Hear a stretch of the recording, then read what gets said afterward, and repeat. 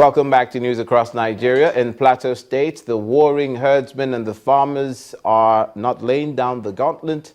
They're extending the olive branch and the truce has been brokered. But before we continue with that story, we'd like to remind you that all our top stories can be found on our website, channelstv.com, and on youtube.com/channelsweb. Do visit m.channelstv.com to view us live on your mobile device. You can also download the Channels TV app for Android, iOS, and Windows phones from their respective stores. We'd also like to urge you to please interact with the Eyewitness feature in the Channels TV app on the Android, iOS, and Windows platforms. If you have pictures or videos you'd like to share with us, tap the app on your device, swipe to reveal the Eyewitness menu, and follow the instructions. A truce has indeed been brokered between indigenous farmers and Fulani herdsmen in Kasa community of Barkin-Ladi local government area of Plateau State, with compensation paid by the Fulani community to the farmers for destroying their farmland.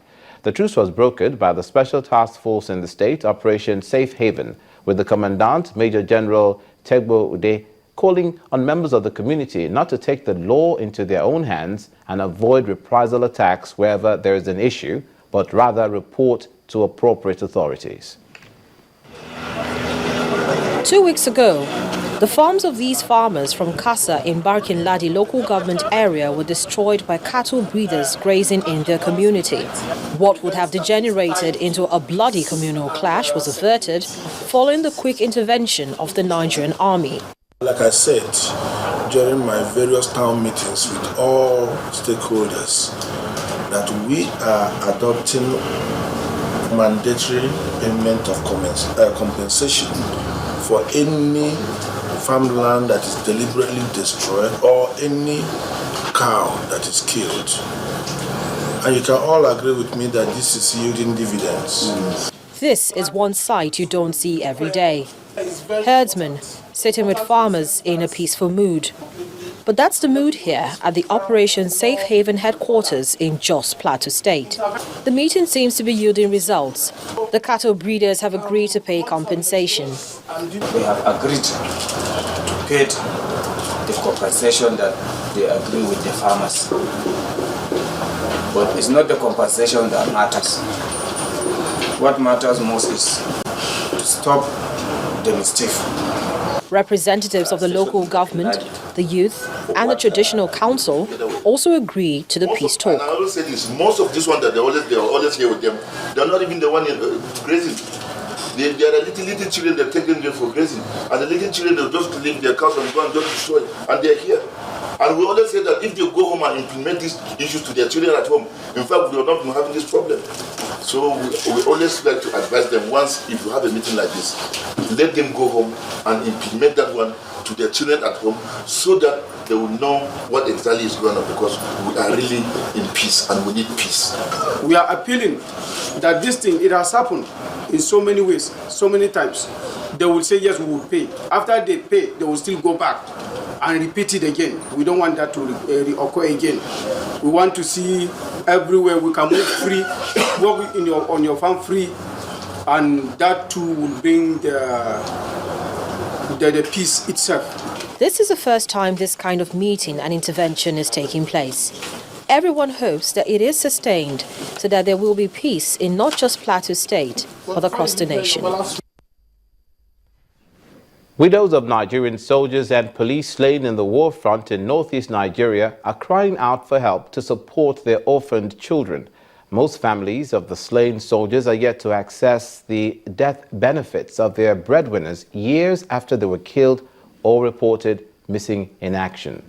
The widows' representatives opened up about the hardships they endured when Defense and Police Officers' Wives Association paid them a solidarity visit in Maimamalari Barracks in Maiduguri, Borno State. From there, we will turn our attention to a story that affects not just the Southwest, where it emanates from, but all over the country, SMEs and what the federal government and the state governments are doing to make things better for entrepreneurs and the private sector as far as investment is concerned. No fewer than 5,000 micro, small and medium-scale enterprises, or rather entrepreneurs, have benefited from the Ekiti State Government CBN Development Fund. As part of efforts to transform the economy of the state, the governor gave out checks worth 500 million naira to the beneficiaries in Ado-Ekiti, the state capital. Now, to talk with us about this issue is a finance expert, Mrs. Lolade Adeshola, who is the country representative, Nigeria, UK Microfinance. Thank you for making time to come on News Across Nigeria. Thank you for having me. Now, we know that this sort of help from the federal government is in keeping with the policy to empower the private sector and small-scale business, which we understand helps to grow the economy on a large scale in the long term. What is your take, or what is your position on how well the government is doing in this regard? The government is doing something, which is better than doing nothing, but there's still a lot that can be done. We're aware that central bank made money available for small and medium scale enterprises and even micro businesses. Because with micro businesses, that's where the poverty can really be attacked. Tell us why micro businesses are so important.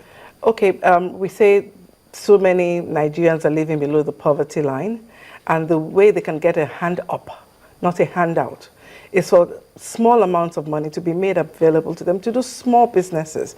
So instead of a woman doing nothing or her children going to beg on the streets, she's able to get 50,000, 100,000, 200,000 to do something small that will just add to whatever it is, maybe the breadwinner, if she's not the breadwinner in the home, whatever the breadwinner is able to bring in, she'll be able to bring in something to add to it. So it's those micro businesses that would really help to lift our people that are in poverty out.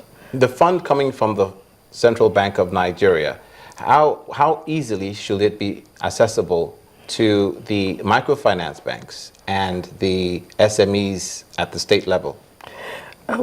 CBN has different people that have agreed to disburse the money through, because CBN doesn't deal with the end users. So they're disbursing the money through commercial banks, they're disbursing it through state governments, they're disbursing it through microfinance banks and what we call microfinance institutions, which are not banks, but they're like what we call Esusu or Ajo societies, cooperative societies that are well established and well run. So those are the three different categories that CBN is using. Most states have now, what you talked about earlier, like it's state governments accessing it based on whatever they see their capacity to do. But the problem with that is that I don't know what our people's attitude is towards money that comes from government. Maybe they would see it as something that's supposed to return or their own share of the national cake. What some state governments did was to disburse their money through microfinance banks. I'm aware of another state in the southwest who didn't disburse their money directly to the end users, but brought in well-run microfinance banks, gave them the money and said, look, you have the network in place, you have the framework in place. Now you help us to do the proper appraisal to ensure that the people that the money is given to actually spend it for business and then bring it back. So what has happened is that they have passed their risk because they are not bankers, so they don't really know maybe how to appraise. So some of those states pass their risk to the microfinance banks to disburse through them. If that doesn't stop that microfinance bank to access their own funds directly from CBN. They just help the state governments to manage the bank. But microfinance banks also are able to access the CBN directly, but there are a lot of stringent conditions, more stringent than for states and commercial banks. I guess there's a reason for this? Will any reason be plausible, given the fact that you want to make it you want to help rather than hinder, and you want to make it as accessible for these institutions to help to grow the economy by helping the people? The microfinance industry in Nigeria is changing, but until now, perception was that there were some issues concerning their management, but things are changing and improving. Okay, so a final word, what can we learn from the UK as far as managing finance at the micro level is concerned that the Nigerian states can borrow relief from? Okay, the thing about it is easy access. Because even as it is, the money that is available to those micro businesses, big companies will never borrow at that rate. The rates are very high, and that's because the microfinance banks, the funds they access to are usually at a very high interest rate. So we can learn how to make money available at single digit, yet profitable to the lender.